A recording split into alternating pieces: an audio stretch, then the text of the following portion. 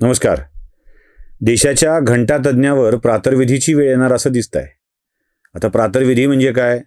प्रातर्विधी म्हणजे आपल्याकडं evening law college असायचे बघा. म्हणजे जरा सगळे बहुतेक लॉ कॉलेजची स्थापना करताना संध्याकाळच्या वेळेला केले जायचे, कारण लोकांना ते करता यावं म्हणून. त्याला इव्हिनिंग लॉ कॉलेज म्हणजे सायं विधी महाविद्यालय असं म्हटलं जायचं. मग आम्ही एक नवा शब्द काढला की जर ते इव्हिनिंग लॉ कॉलेजला सायं विधी महाविद्यालय म्हणायचं असेल तर मॉर्निंग लॉ कॉलेज सुरू झाल्यावर काय म्हणायचं?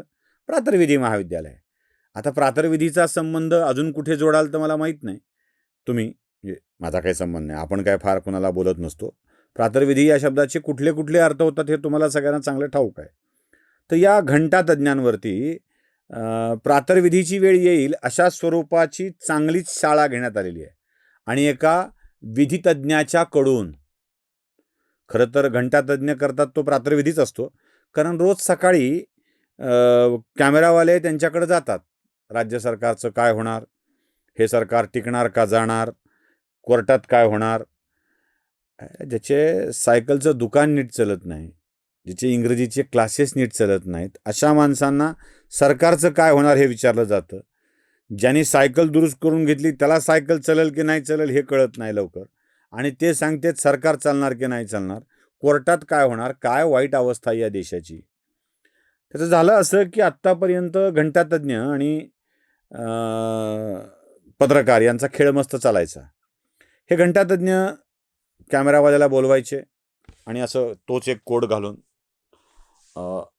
कायद्याचा विद्यार्थी म्हणून मला असं वाटतं की हे सरकार पडलंच पाहिजे. कायद्याचा विद्यार्थी म्हणून मला असं वाटतं की राज्यपालांनी चूकच केलेलं आहे. हे कायद्याचा विद्यार्थी जे सारखं म्हणतात ना, ते मला मकरंद अनासपुरेचा पिक्चर आठवतो, कायद्याचं बोला. म्हणजे काय द्यायचे बोला, तसं ते कायद्याचं बोला असा प्रकार आहे तो. तर ते कायद्याचा विद्यार्थी म्हणून जे काही सांगतात ना, तेव्हा मला असं वाटतं की हा सगळ्यात बॅकबेंचर विद्यार्थी असावा कायद्याच्या शाळेतला. जे बोलतंय ते खरं होतच नाही ना कधी. म्हणजे एक तर यांचं कायद्याविषयीचं ज्ञान अपुरं असलं पाहिजे, किंवा कायदा जो आहे तो यांना म्हणजे यांच्या अज्ञानाप्रमाणे कायद्यात चालत नसला पाहिजे. दोन्हीपैकी एक असलं पाहिजे. तर हे कायद्याचे विद्यार्थी जे काय बोलतात ना, कायदा म्हणजे विधी, नियम, विधी, आणि तो सकाळी सकाळी टी व्हीवाले जाऊन त्यांच्याकडे समजून घेतात, म्हणून तो प्रातर्विधी. अर्थात असाच एक प्रातर्विधी अजून एक भांडूपचे बडगुंजे करतात. त्यांना या विषयात रोज सकाळी सकाळी काहीतरी बोलायचं असतं आणि ते बोलतात. तर त्या भांडूपच्या बडगुंजाच्या प्रातर्विधीच्या कार्यामध्ये फुटलेल्या ज्या लाह्या, फुटाणे, चुरमुरे असतील ना, ते खाऊन खाऊन पुन्हा तशाच प्रकारचे आवाज करत प्रातर्विधी एक नवा माणूस करत असतो, आणि ते म्हणजे आपले घंटातज्ञ. पण घंटातज्ञांसमोर मीडियावाले असतात, आणि मीडियावाल्यालाही तेच सांगायचं असतं. आतापर्यंत त्यांना कोणी समोरासमोर क्रॉस केलं नव्हतं, पण हे क्रॉस करणं जमलं ते खरोखर कायदा, विधी माहीत असलेल्या राज्यसभा सदस्य आणि निष्णात वकील उज्ज्वल निकम यांना. उज्ज्वल निकमांनी प्रश्न विचारले आणि घंटातज्ञांना बिचाऱ्यांना गुपचूप ते मान्य करावं लागलं. दोघांच्या मध्ये रंगलेली जुगलबंदी तुम्हाला मी ऐकवतो. मी पुन्हा क्लिअर करून सांगतो की आर्टिकल 163 नुसार राज्यपालांनी मंत्रिमंडळाच्या सल्ल्यानुसार किंवा मुख्यमंत्र्यांच्या याच्यानुसार विशेष अधिवेशन सत्र बोलवलं पाहिजे, ही घटनेमध्ये तरतूद आहे. परंतु समजा सरकार अल्पमतात चाललं आहे आणि राज्यपाल कस्टोडियन ऑफ द कॉन्स्टिट्यूशन असं पण म्हटलं, तर राज्यपालांनी असं अल्पमताचं सरकारकडे डोळेझाक करायचं, चालू द्यायचं, काय करावं असं तुम्हाला अपेक्षित आहे? नाही, राज्यपालांना मुख्यमंत्र्यांना राज्यपालांनी देता येतो, मेसेज पाठवता येतो. 167 कलमाखाली माहिती मागवता येते. आणि एखादा मुख्यमंत्री जर का अल्पमतात गेला असं त्यांना वाटत असेल, आपण अल्पमतात गेलो म्हटल्यावर संसदीय लोकशाहीमध्ये मुख्यमंत्र्यांनी खरं आपणहून राजीनामा द्यायला पाहिजे. तो जर का त्यांनी दिला नाही आणि ते अल्पमतात असताना चालू राहिले, तर अर्थातच विधिमंडळाचं अधिवेशन बोलवावं लागेल. परंतु बापट साहेब, राज्यपालांचं सकृतदर्शनी समाधान झालं आहे. सरकार अल्पमतात आहे. राज्यपाल आणि मुख्यमंत्री किंवा मंत्रिमंडळ यांच्यामध्ये कट्टी आहे, दोघांमध्ये सुसंवाद नाही. तर राज्यपालांनी अशा वेळेला राज्य सरकारला किंवा म्हणजे मुख्यमंत्र्यांना ते बहुमताची चाचणी पास करायला सांगणं हे घटनेच्या विरोधात येतं का? नाहीये तसं सांगता येईल. आणि 174 कलमाखाली हा, जेव्हा correct. अधिवेशन बोलवायचं ते वास्तविक मुख्यमंत्र्यांच्या अगदी सल्ल्यानुसार बरोबर. बोलवावं लागतं. फ्लोअरवर जर का बहुमत नाही झालं तर मग कोणाला बहुमत आहे हे मात्र नीट हो. ठरवावं लागेल. बापटसाहेब, लिमिटेड प्रश्न असा आहे माझा की सरकार अल्पमतात हे झालेलं आहे असं राज्यपालांचं मानसिक समाधान झालं असेल कोणत्याही कारणाकरता, त्यांनी बहुमताची चाचणी सरकारला, त्यावेळच्या सरकारला पास करायला सांगणं हे घटनेच्या विरोधात नाही, या मताशी आपण सहमत आहात? अगदी सहमत आहे. फक्त जे लोक सोडून गेलेत त्यांची लेखी पत्र त्यांच्याकडे असायला पाहिजेत की आम्ही हे सोडलंय म्हणून हे सरकार अल्पमतात आलंय. हा. नुसतं मला वाटतं असं झालं असेल असं नाही राज्यपालांना करता येणार. राज्यपालांना नाही, काहीतरी त्यांनी पुरावा सोडलं- त्याच्याबद्दल ते- असायला ते- पाहिजे. आता शिंदे गटातली लोक जी बाहेर गेली त्यांनी पत्र द्यायला पाहिजे तसं की आम्ही पाठिंबा काढून हो. घेतलाय. नाही मग ते डायरेक्ट मग डिस्क्वालिफाय झाले असते. कारण असं आहे, त्यांनी जर पत्र दिलं असतं राज्यपालांकडे तर डायरेक्ट त्यांनी पक्ष फोडले, डिस्क्वालिफाय 10 शेड्यूल प्रमाणे.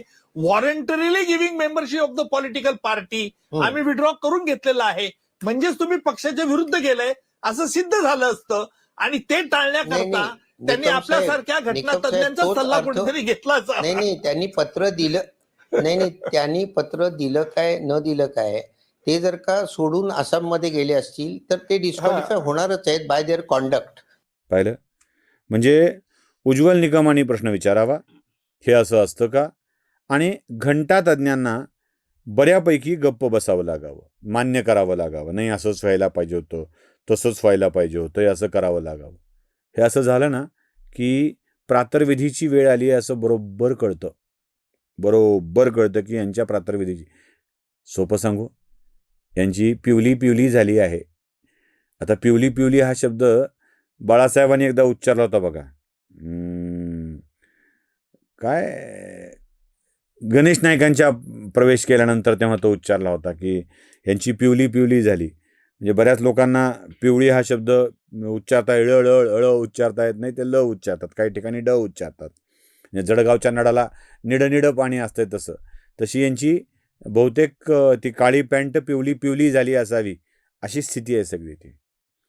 कारण ती पिवळी असं म्हणू आपण, दोन्ही शब्द येऊन जातील ना, म्हणजे जळगावकरांनाही बरं वाटेल आणि त्या कोकणातल्या लोकांनाही बरं वाटेल जे लचा उच्चार ल असा करतात, ळचा उच्चार ल असा करतात, त्यांनाही ते बरं वाटेल.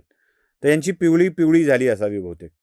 आणि ते पिवळी होणं म्हणजे मी एन्जॉय करत होतो की जेव्हा खराखुरा कायदा जाणणारा समोर येतो आणि बोलू लागतो तेव्हा ते कळतं काय ते.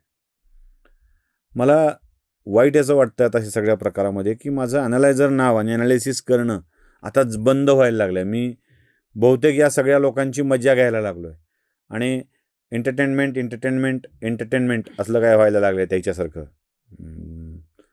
सिल्क स्मितासारखं एक डोळा दाखवून एंटरटेनमेंट असलं काहीतरी ते व्हायला लागलं आहे. तर तसं न होता बोलावं का असं मला नेहमी वाटत होतं की आपण जरा पहिल्यासारखंच थोडंसं त्याला स्पष्टपणा करणारं, वस्तुस्थिती दाखवणारं असं काही बोलूया का.